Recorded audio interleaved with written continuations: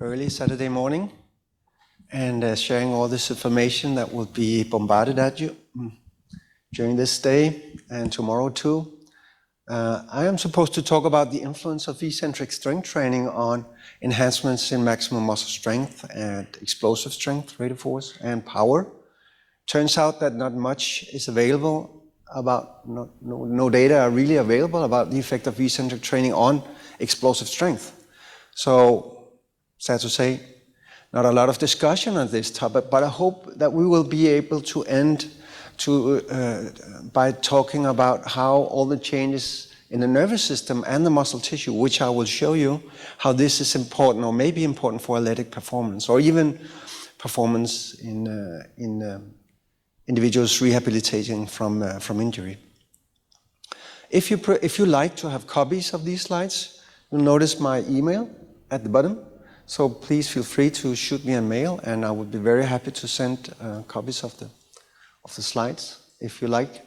The outline for my talk, first I'd like to go into some basic definitions and of eccentric muscle strength and muscle contractions, and also try to go into the potential benefits of why it would be important to increase maximum eccentric strength. Then moving into neuromuscular aspects related to maximum eccentric muscle contraction.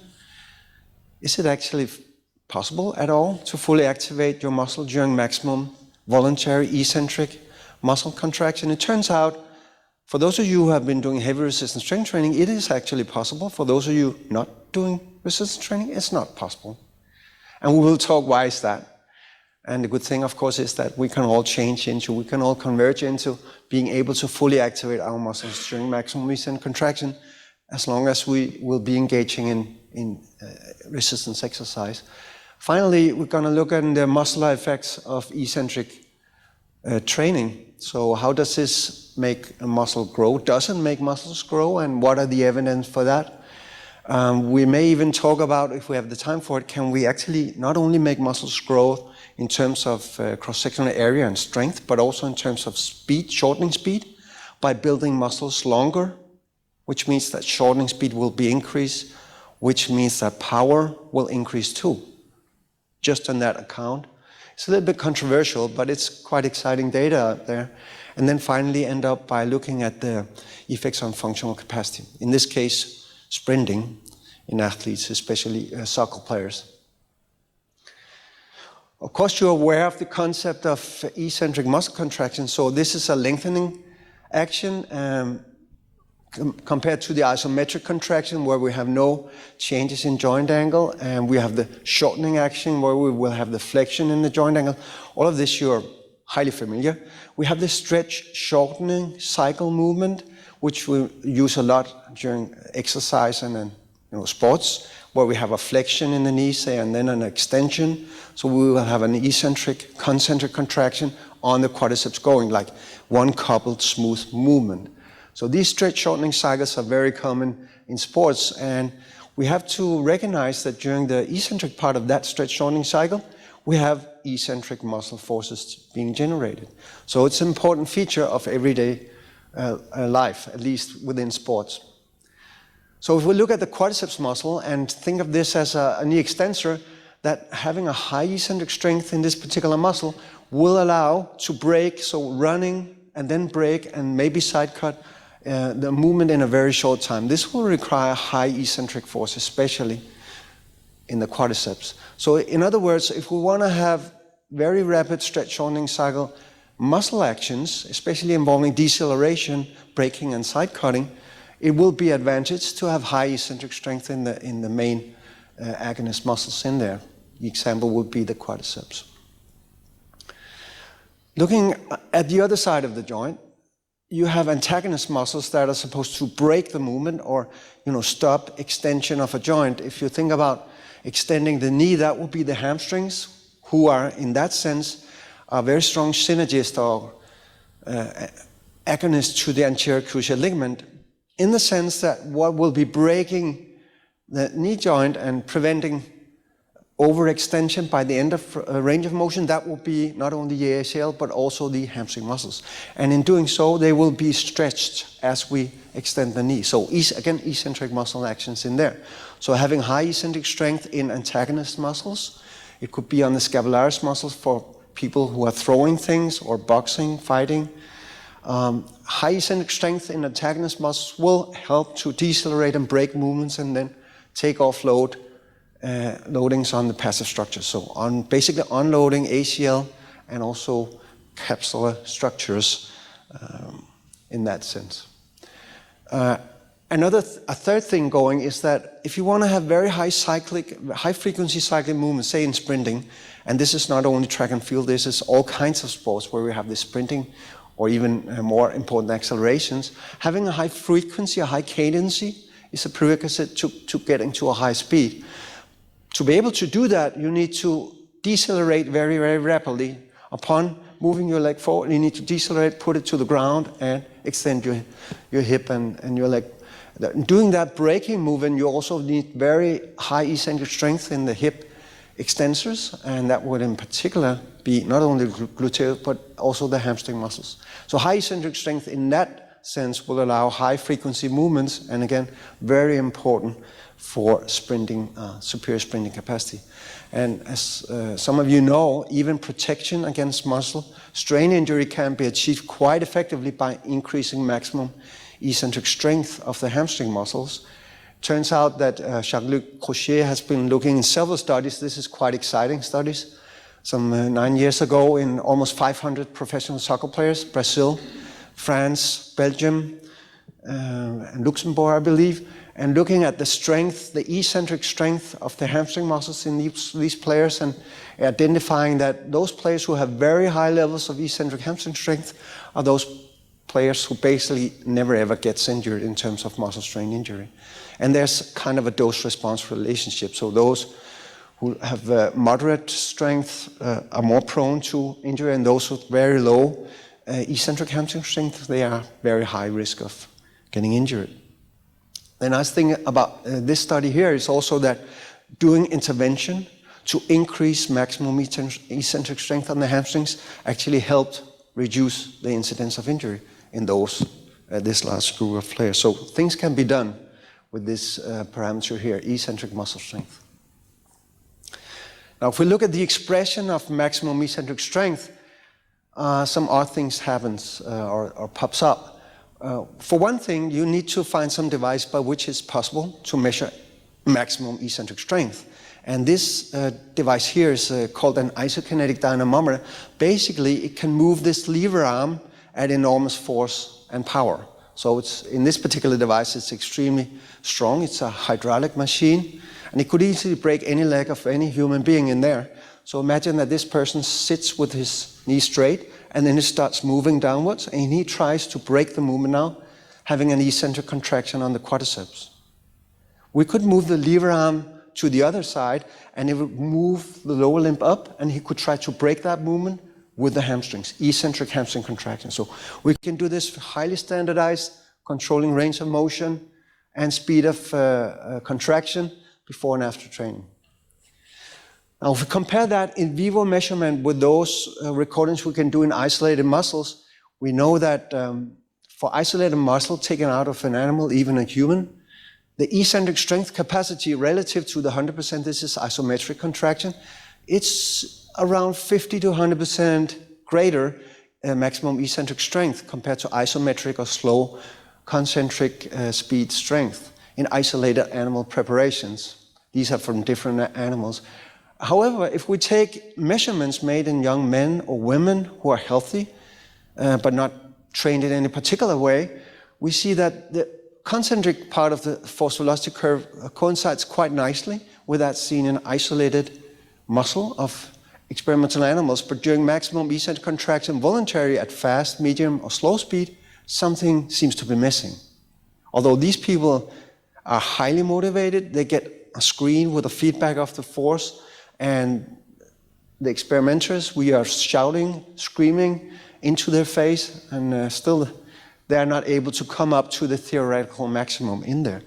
Now, what's interesting here in these Swedish data is if you superimpose electrical stimulation onto the quadriceps during these muscle actions. So you have the voluntary activations going, and on top of that, they will be stimulated during the range of motion. And it can be tolerated if you get used to it. It can be painful, but due to the contractions, it appears to be somewhat tolerable. But were you able to see that not much of a change with superimposed stimulation during the concentric part of the force velocity curve, whereas during fast, medium, and slow eccentric contractions, there's a huge lift in the amount of force that can be generated, kind of suggesting that in the nervous system of untrained, healthy people, we have some sort of inhibition during maximum eccentric contraction. So kind of a default setting, and it may be for safety reasons, to protect excessive loads being produced across a joint if you're running very fast downhill or something like that. But for the long jumper or the triple jumper or the person who wants to sprint and jump very high, probably removing this inhibition might be beneficial for performance if you don't get an injury. We get back to the injury part. It's interesting that some other study came out and could see exactly the same thing during an eccentric phase, that a maximum eccentric strength is elevated by superimposed muscle stimulation in untrained individuals. Interesting in this study here some years ago by Aagaard from Greece is that if you took highly strength-trained individuals, so they had never done eccentric strength training using very high eccentric loads, just a history of heavy resistance strength training for many years, no difference between superimposed electrical stimulation and voluntary eccentric force generation, kind of indicating that, at least for highly trained strength athletes, this inhibition in the nervous system may be absent. We don't know for sure whether they were born like that, and this is why they're stuck or have been, engaged in resistance training for so many years, or is this an effect of many years of resistance training? We have to solve that problem. So what we're trying to do now to look at the inhibition inside the CNS during maximum eccentric contractions, we're using the isokinetic dynamometers. You see a lot of electrodes up there and a lot of muscles, also the antagonist hamstring muscles. If we speak about quadriceps muscle actions and knee extensor performance here. And these are typical examples. What you have on the left side is a maximum concentric contraction, so moving from 90 degrees of flexion up to 10 degrees from full extension. We never go to full extension, too dangerous, when you have this screw-home mechanism of the tibia reaching full extension. So you have the change in knee joint angle. Here you see a constant slope, which means this isokinetic movement, constant angular velocity. We can identify range of motion, and we can quantify the amount of neuromuscular activity, the EMG activity, which is basically nerve impulses, motor unit action potentials that the muscles fibers are sending out in response to the nerve impulse they receive from the spinal cord. So basically, the higher the amplitude here, the more nerve impulses are being sent down to the muscle fibers, and we record them down there by these electrodes here. If you compare to the eccentric contraction, you see they start at 10 degrees and they force the knee down into 90 degrees of flexion, and they try to hold the force as hard as possible. You see some trembling up here. This is typical, although they may have 10 or 15 attempts. If they are untrained and never done high force muscle contractions before, they will have a trembling like that. And you see it's reflected also in the EMG pattern, where we have this segmented EMG with bursts of high amplitude EMG and then periods of silence. Now, if we try to calculate the area, the numerical area of these EMG curves, what we get is a measure of the magnitude of neuromuscular activity during these different modes of contraction. And if we look at eccentric fast or eccentric slow contractions, we see around 30% less EMG amplitude coming out of the muscles compared to fast concentric contraction. So within each subject, we do a normalization of these EMG patterns and these EMG amplitudes. And this way we can quantify the magnitude of inhibition in the nervous system during fast and slow eccentric contraction. In fact, there's also some during slow concentric contraction compared to that EMG activity that we can measure during maximum concentric fast contraction. A number of studies have shown kind of similar data here. Others have gone even further, and this is a technique that we are also using trying to look at the spinal motor neurons during eccentric muscle action. So one way to do that would be to make a stretch reflex and look at the response. During a stretch reflex, if you see a very vigorous response out there, it means that when you have the stretch reflex during the eccentric contraction, it means that it will be very easy for you to excite the spinal motor neurons. Only problem is it's impossible to standardize this stretch reflex input into the spinal cord. So what we're doing is to stimulate electrically the peripheral nerve. For the quadriceps, it would be the femoral nerve. We give it a current, and doing so, we activate these 1A afferents nerve axons, which runs from the muscle spindles down there. So they run in with a nerve impulse here, which activates all the motor neurons, and eventually, some 30, 35 milliseconds later, we see an evoked EMG response, which is highly synchronous. So you don't have this stochastic behavior. It's highly synchronous because it comes out in phase due to this electrical stimulation. And this EMG response is called a Hoffman reflex, H reflex. And basically, we can control very, very carefully the stimulus intensity up here. We can keep it at exactly the intensity we like to have. And looking at the size of this response, the H reflex, if this gets bigger, if this reflex gets bigger, or in fact, I should say, if it gets smaller, because this is what happens during maximum eccentric contractions, as you will see in just a second, it will mean that it's more difficult to activate the spinal motor neurons up here for a given amount of synaptic input. So we give the stimulus, we send in a given amount of synaptic input to the spinal motor neurons, and they react with a response, sort of an artificial stretch reflex, only by means of stimulation, which means that we can do it very highly standardized manner. So if we get a smaller H reflex response during an eccentric contraction, it means that these spinal motor neurons are much more difficult to activate. In neurophysiological terms, we call it a reduced excitability. Okay? And this is exactly what happens. Over here you have an eccentric muscle contraction, not the quadriceps, but on the plantar flexors. And you see down here, you see a reduced Hoffman reflex compared to the concentric contraction, where it's much, much higher, and the isometric muscle action, where it's also quite high.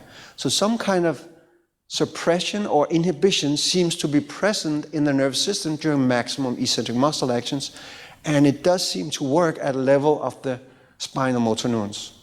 There are some sort of inhibition in there, coming from the brain or from other sites in the CNS.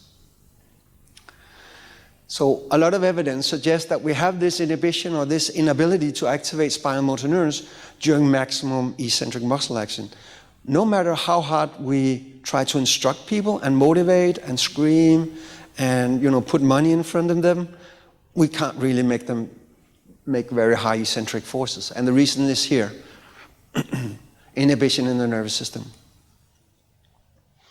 Now, I know we're supposed to talk about maximum eccentric strength training, but let's look at the effect of traditional heavy resistance strength training just for a start. It does contain eccentric muscle actions, as you know, but of course these actions are not supramaximal. If you wanted to lower a weight even heavier than what you would be squatting in a 8 or 6 or 4 RM, you could actually put even more weight and just lowering it down and hope that your friends would be there and help you up, okay? So that will mean supramaximal eccentric training. We'll get back to that type of training. What happens with your conventional heavy resistance strength training?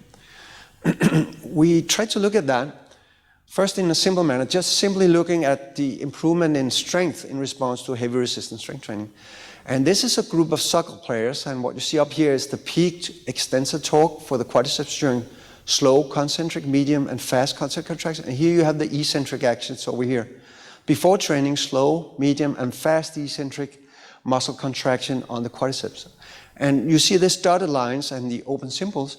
These are the gains in slow, medium, and fast eccentric strength following 3 months of heavy resistance strength training. No particular focus on maximal eccentric. In fact, they never performed any eccentric training at all.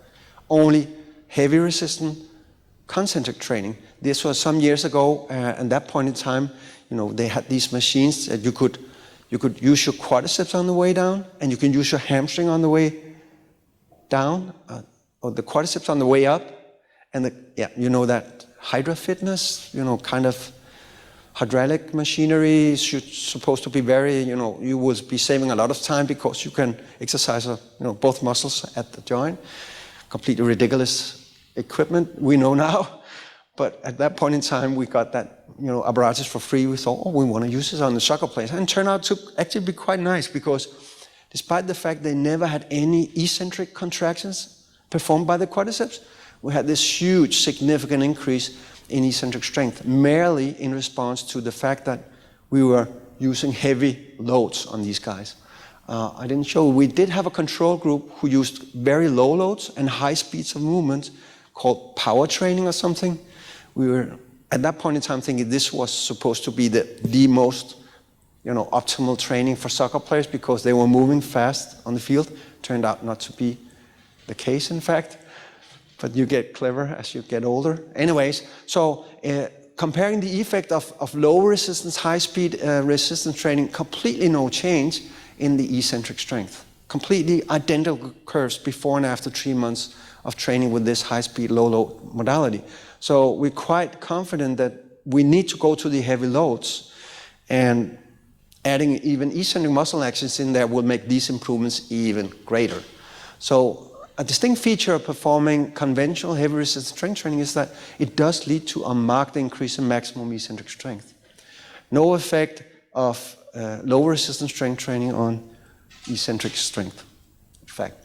So now that we know that we have this inhibition, this reduced EMG activity during maximum eccentric muscle actions in untrained people, we can see that training in a few months is able to, if we use heavy loads, quite selectively increase maximum strength capacity. You might speculate that maybe this inhibition, this reduction in neuromuscular activity may be removed in response to training. And this is exactly what happens. We later found out in a subsequent study in young people, not soccer players, we had this suppression in EMG activity during fast and slow eccentric muscle actions of about 30% reduced EMG amplitudes, despite the fact that people were contracting the best they could, compared to the measurement during fast concentric contraction.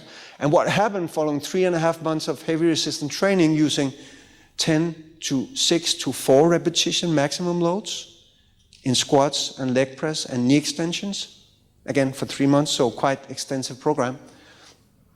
That resulted in a partial removal. This is overall taken for all the 3 muscles we could get to, the superficial quadriceps. You see a reduction of around 15%, so going from 70 to around 85% after training here. So reducing inhibition, not completely, but at least halfway in 3 months, 3.5 months of heavy resistance training. The fact that inhibition didn't disappear completely tells us that you need a long time of maybe years of resistance training to fully remove this eccentric inhibition in the CNS. And I don't know if some of you work with some of the track and field athletes. I had the pleasure to do that for quite many years, working with the Danish Olympic Sports Association. And it turns out if you look at the way that the track and field sprinters and jumpers are training, this is exactly what they do. Many, many, many years of heavy resistance training. And when you are measuring at that point in time, when they have done that, gone to that level, will be measuring the maximum eccentric strength capacity, you will be blown away by the level and the forces they're able to produce, actually. So it will take many years probably to get to that level in there. Now, what is the effect of performing true maximum eccentric strength training? So now using loads that are beyond 1 RM, say 120%, 135% of 1 repetition maximum. And this French study here by Martin Duclay and Julien Duclay and Alain Martin from France, they looked at this, and again they used the H reflex and a variant of the Hoffman reflex called the V-wave. V-wave also takes into account not only spinal excitability of motor neurons, but also the magnitude of descending drive from the motor cortex. So the greater the descending drive from the motor cortex, the bigger the V-wave will be when we measure this during maximum voluntary contractions. And what you're able to see here is before and after training. Maybe you can see the dotted line. This is an H reflex during an eccentric action, and it's kind of reduced compared to what we will see the Hoffman reflex amplitude during isometric and concentric contractions. But after training, this is the full line, you see a huge increase, especially during the eccentric muscle actions. And it's represented, it's kind of a basic curve here, but all these H reflexes are being measured for the soleus muscle, so the plantar flexors during eccentric muscle actions, and this is before, medium, and after strength training. So you see that the Hoffman reflex comes up. It's quite low compared to isometric and concentric, but it does come up and reach a level which is similar between all contraction modes as a result of 3 months, it's 7 weeks of maximum eccentric training. If we look at the V wave, we also see an increase up here, increasing quite remarkably, both during isometric, but especially also during eccentric muscle actions there. And the V wave, if you remember, it took into account also the descending drive from the cortical motor cortex, and having an increase in that particular aspect here tells us that we not only have changes occurring, improvements in terms of recruitment occurring at the spinal cord, which this increase in H reflex tells us, but also at the level of the brain. All this just as a result of 7 weeks of eccentric, maximal eccentric training in there. So we saw this, just to sum up, increased H reflex V wave amplitudes, and having the increase in the V wave especially tells us that something is going on at the level of the brain, and having the gains also measured in the H reflex during maximum eccentric contraction as a result of the training tells us that, well, changes is also going on at the level of the spinal cord. So when you take yourself or your athlete to the gym and start lifting heavy loads, this is what you are actually improving. And if you're lifting or quite, say, lowering very, very heavy loads that you can only lift eccentrically, you won't be able to do that constantly, you will remove this inhibition even more effectively, okay? But probably you shouldn't start there. The first thing you do with the athlete, you should make sure that this athlete, he or she, may have or should have a lot of experience in terms of tolerating strength training. And then we could go into that path of maximum eccentric strength training. So the effect of resistance training is to reduce inhibition, and result eccentric muscle force comes up. And that is important because, as you saw in the beginning, this will allow a much more rapid stretch shortening cycle muscle actions. It will allow to move faster, produce more power, and decelerate more rapidly.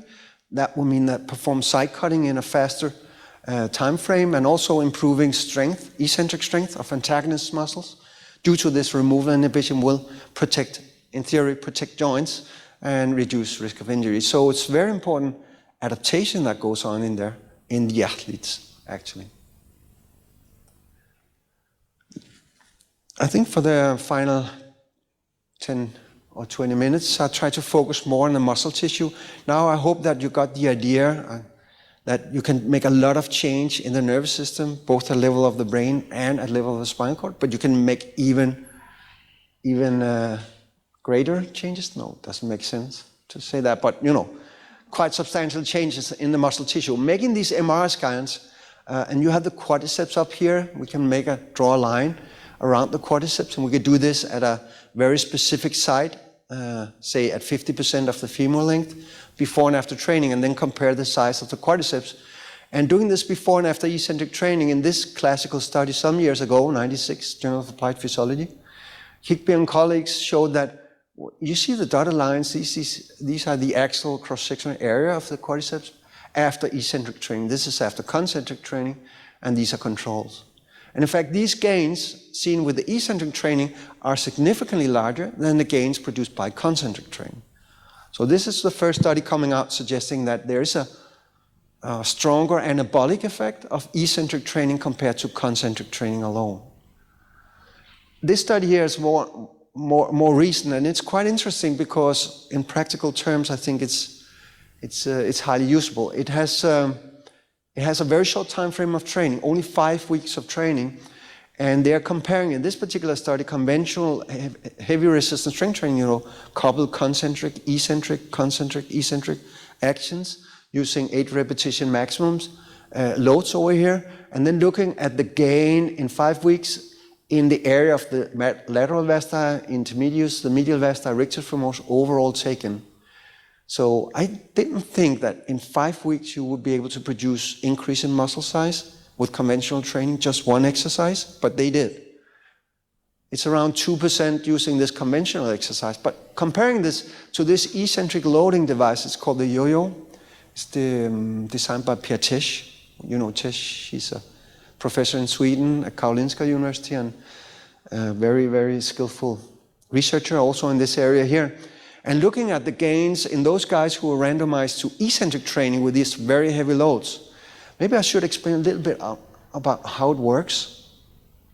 So when they extend their body, their leg like this, they start rotating this flywheel, and it starts rotating at a very high speed. Once they are fully extended, the strap is winded off the axis, but it sticks on, and it goes to the other side, and it gets rolled on due to the inertia of the flywheel, which keeps on returning like this. You can imagine how that is? It's like a very hard impact. Some of you tried this for the isolated hamstring curls.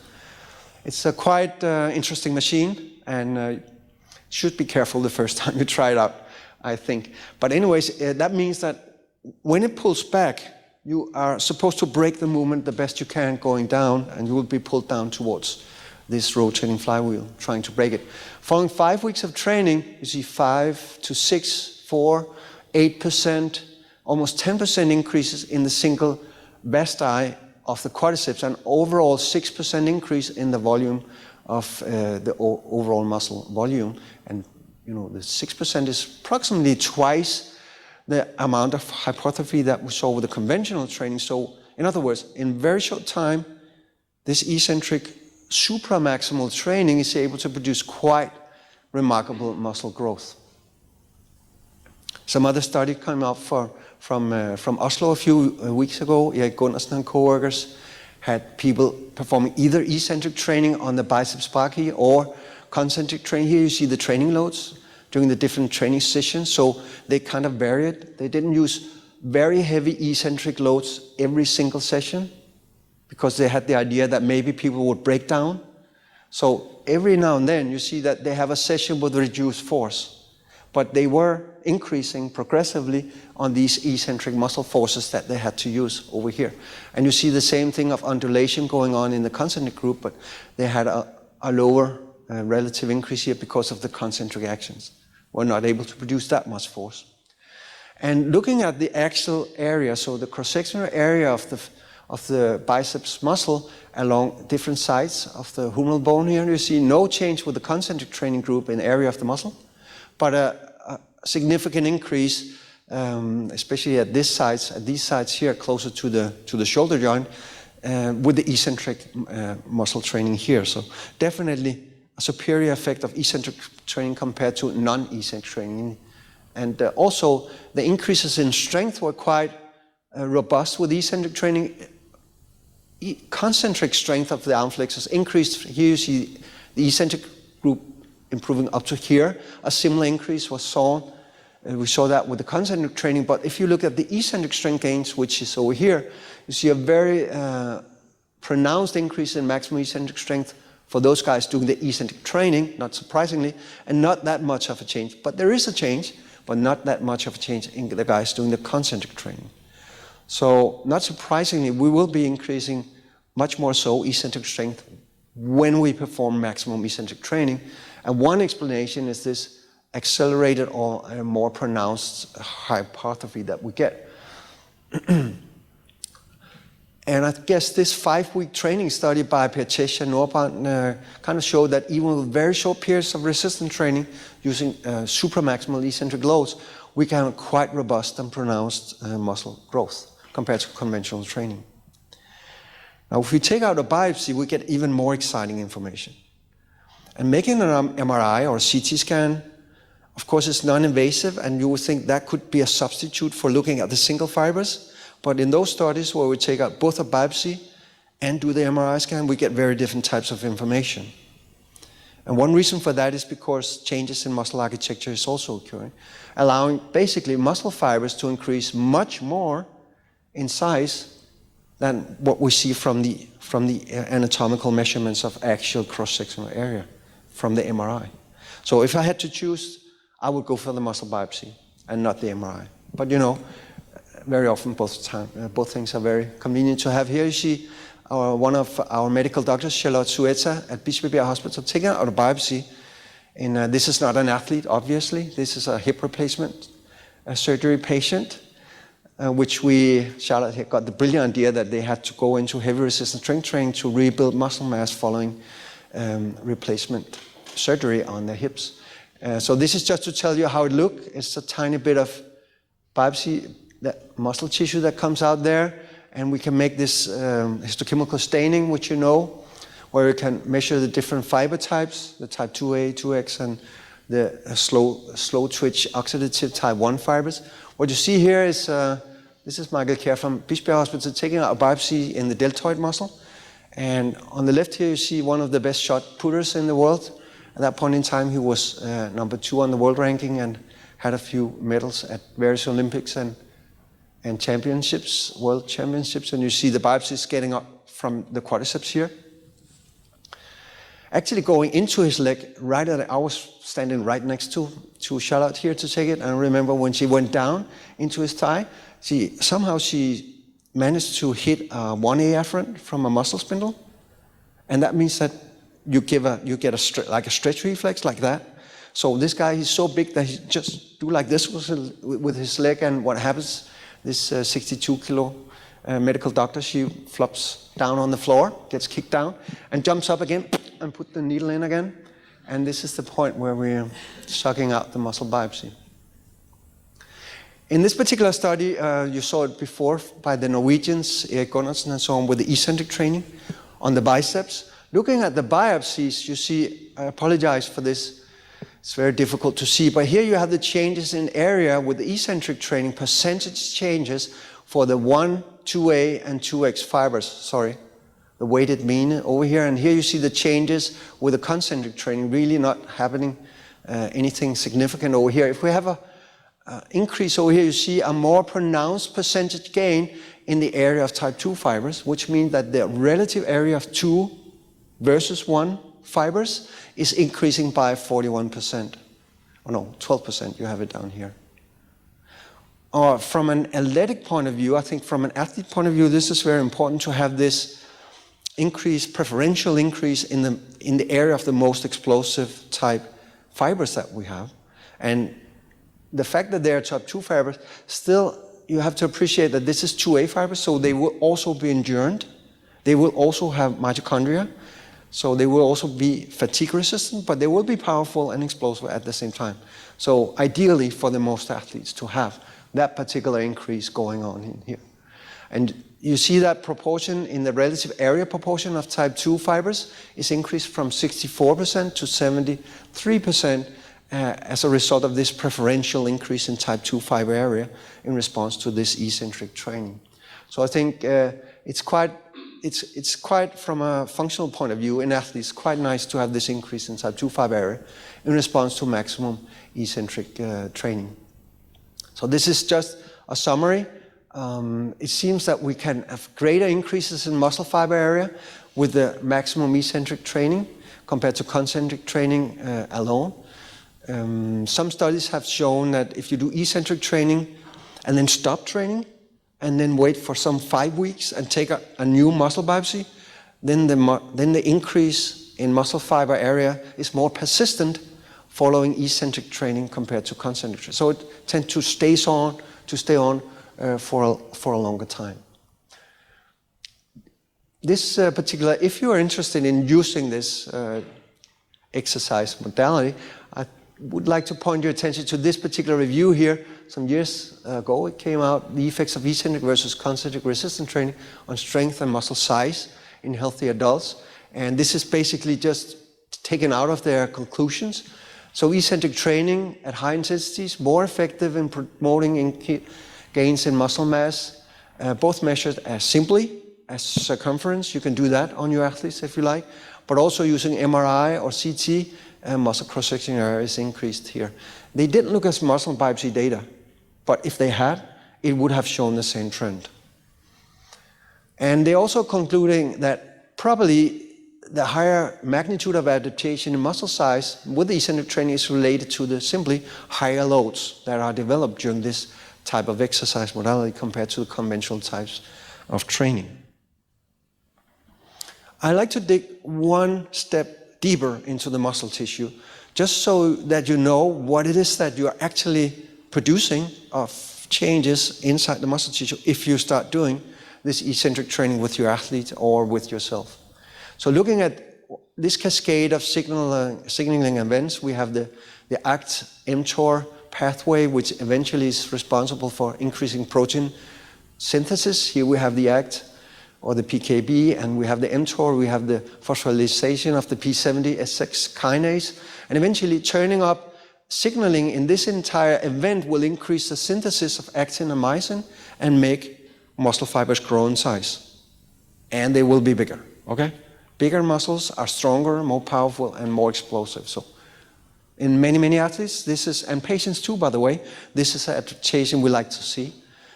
IGF-1 is one of the components, one of the anabolic molecules that can stimulate this entire cascade. It's not the only one, but it's one major player in there. So if we look at IGF-1, it turns out, have you heard about this insulin growth factor 1? It's on the banned substance list, so it means that because it's highly anabolic, you're not allowed to take it, of course, exogenous. But it turns out that your muscle fibers are able to produce IGF-1 by themselves. Inside the genome, we have a part coding for this IGF-1, and especially the most anabolic variant, the mechanosensitive, muscle-specific growth factor here. And once we start training, and especially as I will show you in just a second, using eccentric training, we start transcribing these genes and we start producing the IGF-1, which leaves the cells and start to auto-stimulate itself. It's called not an endocrine, but a paracrine, autocrine stimulation. So basically we're training the muscle, it does produce a hormone, which is anabolic, it leaves the cell and starts stimulating the cell itself. And also the neighboring cell, by the way. So we have a paracrine effect too. Now what happens in artificial models here with the overexpression of IGF-1, here you see one muscle who had built into the gene that is supposed to overproduce IGF-1 by transcribing this particular part of the gene to a much greater extent than seen in the normal animal. And you see, so no training at all, just overexpressing IGF-1 intrinsically in the tissue. And what you see here is a quite muscular mouse. Okay, let's see what happens with training. One study, Marcus Bayman and others, co-workers, one study took out biopsies and also took blood samples from human beings performing either eccentric squats with 110% of 1 repetition maximum, 8 sets for 8 reps. That's a lot. Be careful, don't do that the first time with your highly untrained athlete. But compare that to what happened if you did acute bout of squatting exercise using 85% of 1 RM, again 8 sets of 8 reps. Now taking up the muscle biopsy after these 2 bouts of exercise, they observed that IGF-1 was increased in biopsies of those guys doing the eccentric squats, but not in those guys doing the concentric squats. And another thing they noticed was that completely no signs of IGF-1 in the bloodstream.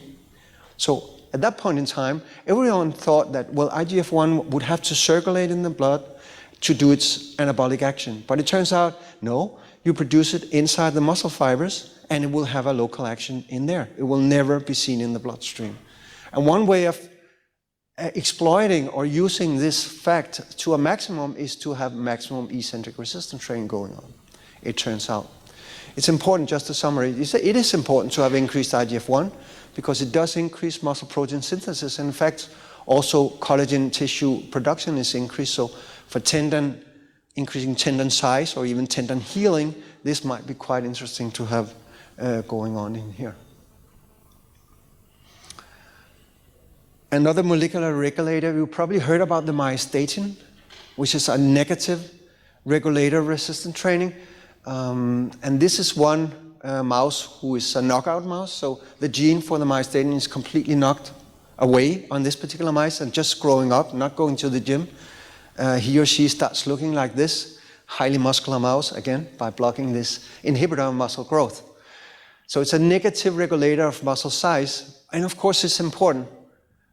If you don't have it, you end up like this cow. And if you look at this guy over here, he owns the cow. He's very happy. Yeah, he's a farmer. We have a lot of these in Denmark, and it's grotesque, you know.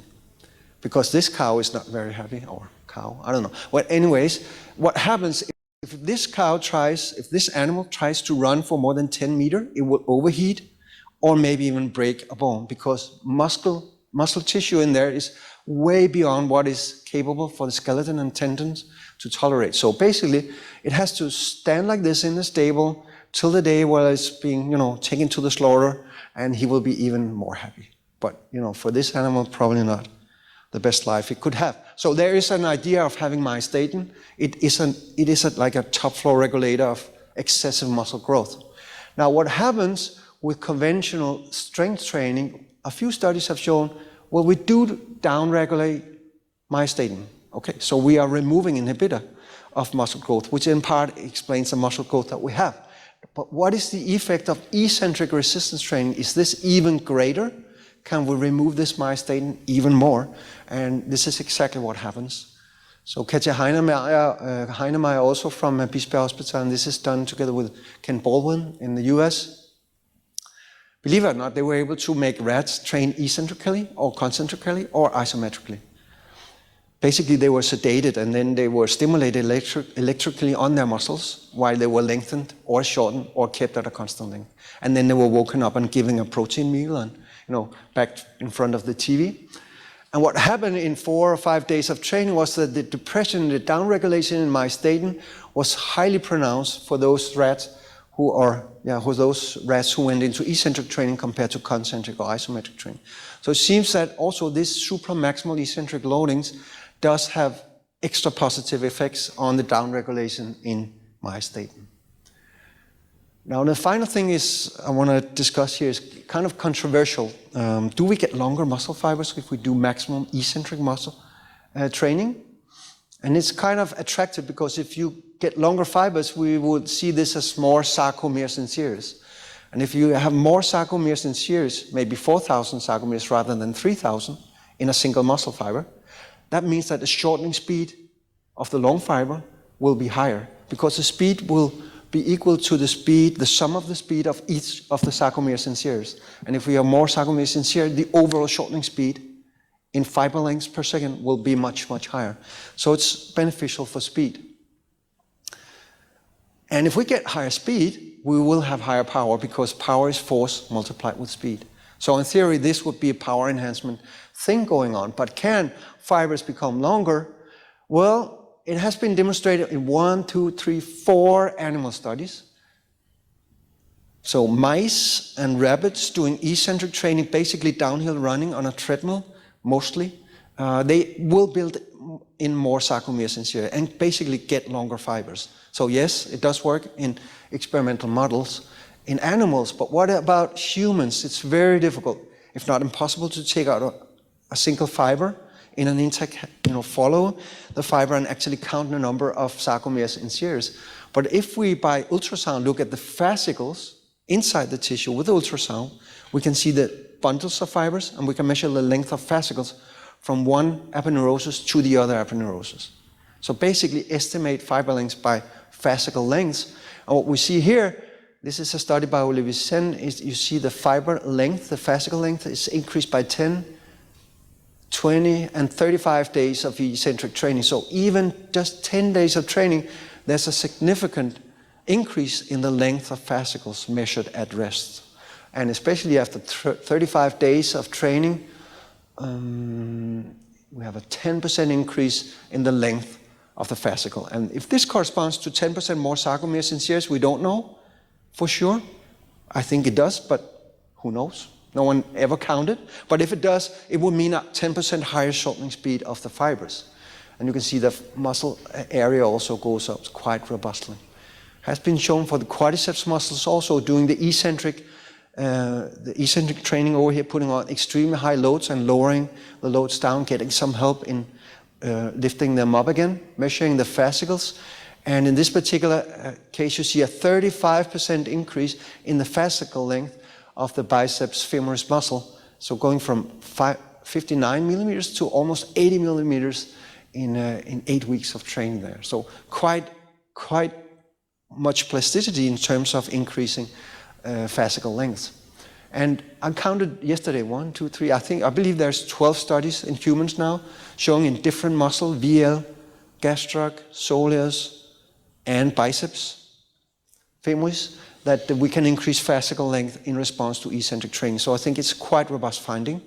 We will never get to know if this means that there are more sarcomere series, but assuming there is, that will mean a higher shortening speed of all these muscle fibers in these fascicles in there.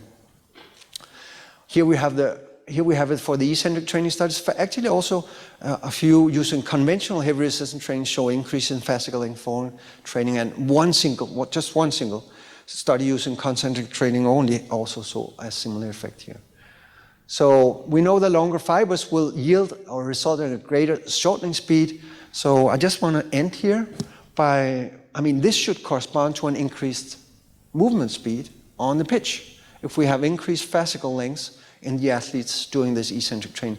But is it in fact so that maximum eccentric strength training will give an increase in maximum sprint speed?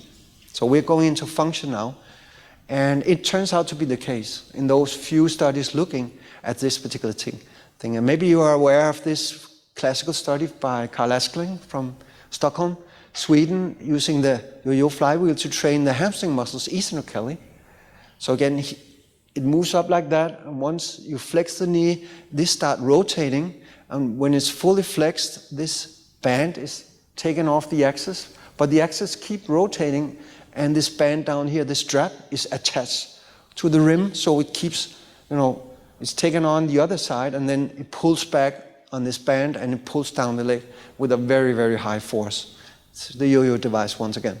And doing this for 10 weeks, they were able to see the maximum sprint speed was increased in only those guys doing eccentric training, but not in control players. By the way, maximum eccentric strength, especially eccentric strength, also went up, not a surprise. And as an extra effect, in fact, that was the main objective of the study, we also saw a much lower incidence of hamstring strain injuries in those doing the eccentric training, only 3 out of 15 players, compared to a much higher incidence, 10 injuries, in those players not doing the eccentric hamstring exercise in there. So injury protection, but also increased speed of action or sprinting goes on in here. And quite a few studies, it turns out 1, 2, 3, 4, 5 studies in elite soccer players and different types of exercise. Quite a few of them are using this Nordic hamstring, which you know. I think you know the exercise already, yeah. And they show consistently increased sprint speed, or I should say acceleration speed, since it's very short here in elite soccer players. And increased acceleration is probably even more important than increased maximum speed, which we heard Tim talk about yesterday. Okay, so just to sum up, a very brief summary here, the effects of eccentric resistance training on power, rate of force, and strength. Well, I hope that I did show you enough data to convince you that we have quite robust muscular adaptations which are superior to conventional types of resistance training. We have also quite marked adaptations in neuromotor function going on both at the spinal cord and at the level of the brain, and it does have implications for function. It will lead to increases in acceleration or maybe even maximum speed, also increased sprint capacity. It will increase maximum eccentric strength of the muscles that are trained. Power will also go up because of the increased speed due to the longer fascicles. We don't know for sure what happens with the rate of force. Never been examined for some mysterious reason following eccentric training, so this is a question mark in there. I would love to see what happens with this particular parameter as we go on. So thanks a lot for your attention, and I need to acknowledge all my co-workers who have been doing all the work basically. So thanks for your attention.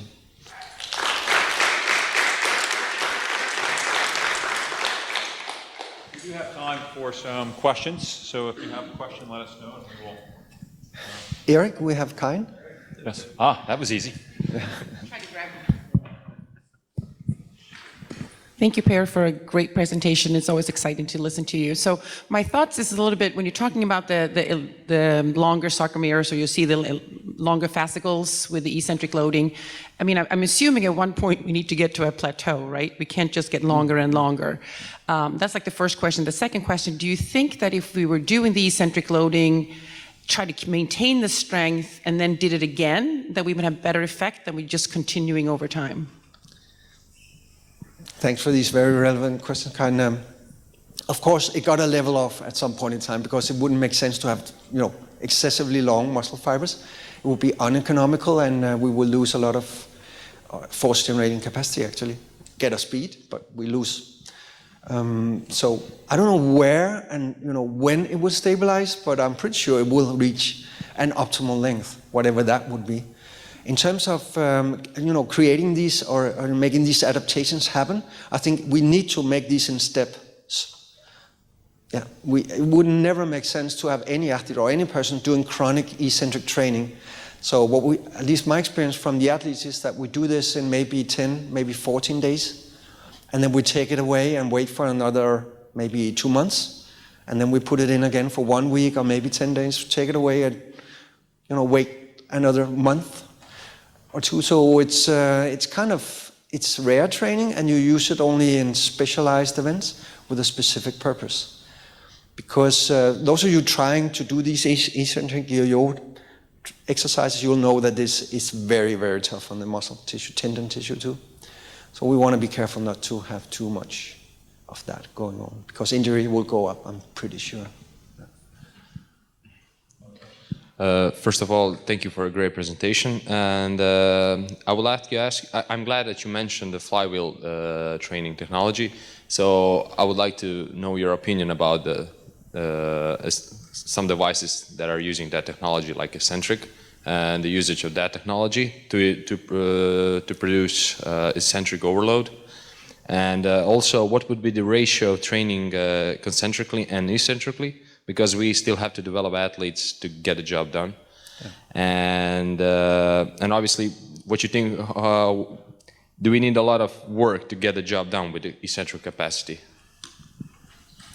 To take the last question first, I think we need very little work done in this eccentric contraction mode here. So you see the flywheel here. In this particular study, they had, I believe, 16 sessions in 10 weeks. So they had somewhere between 1 and 2 sessions per week in this group of elite soccer players. And they were able to tolerate that without getting injuries. So for a short period of time, and even 10 weeks is a long period of time, in my opinion, I would try to keep it even shorter, a few weeks, maybe 4 weeks by the most, and 2 sessions per week by the most. That will be it. And in terms of, if you have all the other conventional heavy risk or conventional strength training that goes on within a year, then this amount of eccentric training shouldn't be more than 5%, 4%, 2%. So a tiny fraction of the entire resistance training load going on. Yeah. So rare and not a chronic regime. No, I would be careful.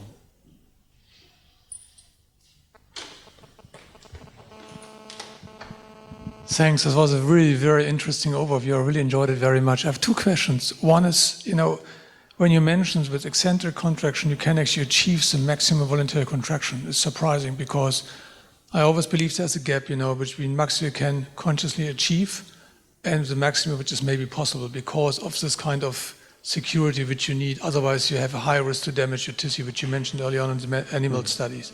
Because if you really get the maximum. So I'm wondering, how do you explain this actually, that doing the testing with the eccentric, basically then athletes actually really were able to get to the maximum voluntary contraction, which is a little bit difficult to understand because of the protection reason. And the second one is, which you mentioned about the increase in fiber length. Does it mean, that the sarcomere, so that let's say the Z band is increasing as well? But this would mean that an overlapping of the actin-myosin fibers will decrease. And I mean, in conclusion, you would guess that the force which you can generate actually is going down and up. So how do you explain this fiber length? I think if you have more fascicles or more sarcomeres in series for a given range of motion on the joint, what you will have is an increased overlap, not a decreased overlap. But if the fiber length increases, Yeah, then you will stack more. Then we will stack more sarcomeres in series, and every single sarcomere would have to be more compressed. okay. So overlap will be increased, but that would affect the force length relationship. So actually, there could be regions where you would have lower force compared to before, and vice versa. So you might have a shift in the optimal force length properties of that fiber. So it does represent a motor control problem actually, but luckily what happens is that you get longer fibers, but they at the same time they tend to stand at a steeper angle. So effectively the operating range will be the same relative to origin insertion of the entire muscle. So the motor control issue may not be that problematic, but in theory, for sure it's there. And there, in theory, would be portions where, there would be decreased force production due to that fact. In terms of inhibition in young, healthy individuals, men and women, normally we don't see that much inhibition during maximal isometric or concentric contractions. We can use superimposed twitch interpolation. So when we give the shock, we see how much force comes out. And you don't see inhibition in healthy young people, especially not if they have been doing resistance training. We do see the inhibition during maximum eccentric contraction, but we don't see it in highly strength-trained individuals. And I take it as inhibition is gone in those guys. They have been through, years of heavy resistance strength training and gradually shaving off whatever inhibition is in there in the first place. That's my take on it.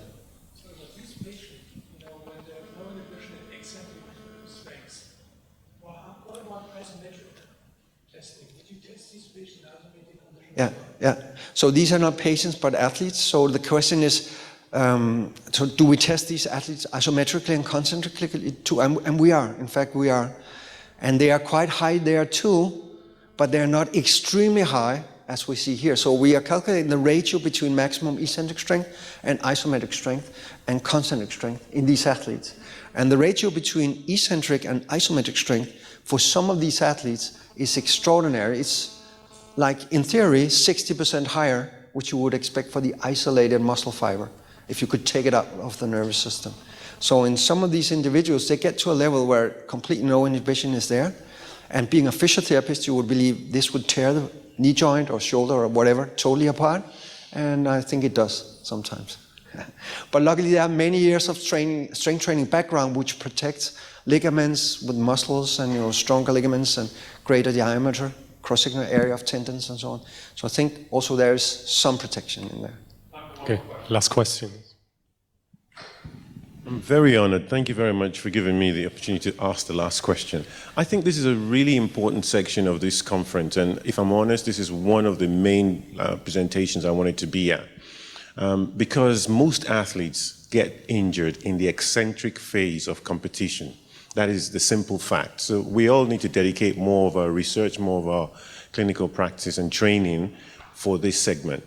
The simple answer, I think, or should I say the simplified answer, I think, to the last question is the simple fact that if the fascicles increase in length, then their moment arm, and the moment arm, therefore, of the muscle cells and therefore of the muscle itself increases. So therefore, they can take much more load and before injury. And I think that's a great thing. The thing I would like to ask you for, sir, is in athletics, the only way we get eccentric training is doing overspeed training. And overspeed training is also the source of the biggest collection of injuries in my clinic anyway. What I'd like to know is, apart from the hamstring overspeed training that you've shown there, is there any other way in the gym? Could you give us some examples of eccentric loading techniques? Yeah. Thank you. Thanks for this question and for some very nice comments. I think when you work with the track and field athletes and see how they behave in the gym during their weight training, you will find some quite odd things going on, and you see some techniques they develop with free weights and machines that allow to use very, very extremely high loads during eccentric muscle actions that normal people would never tolerate. So before they go to do the high-speed, overspeed training on the pitch, so the running on the pitch, they need to go to the gym and do this more safe, isolated, supra-maximal eccentric training. So one thing could to take a 4 repetition maximum on the leg press for 2 legs, and you can go up like that, and then you take one limb away, and then you take it down with 1. Okay? And then at that point in time, this would be like 140% of 1 repetition maximum, or even bigger, for that particular limb. They will never be able to stop it. So you need to be careful that you have, safety brakes in there, you have someone helping if a person, an athlete gets caught into in the training machine doing it. But in doing that, you can do very safe, very high force eccentric training. But again, you would never do that in an athlete who haven't had many, many years, at least 5 to 3 years of heavy resistance training, strength training background going into this regime.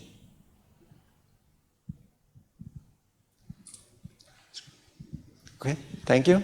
Okay. Thank you.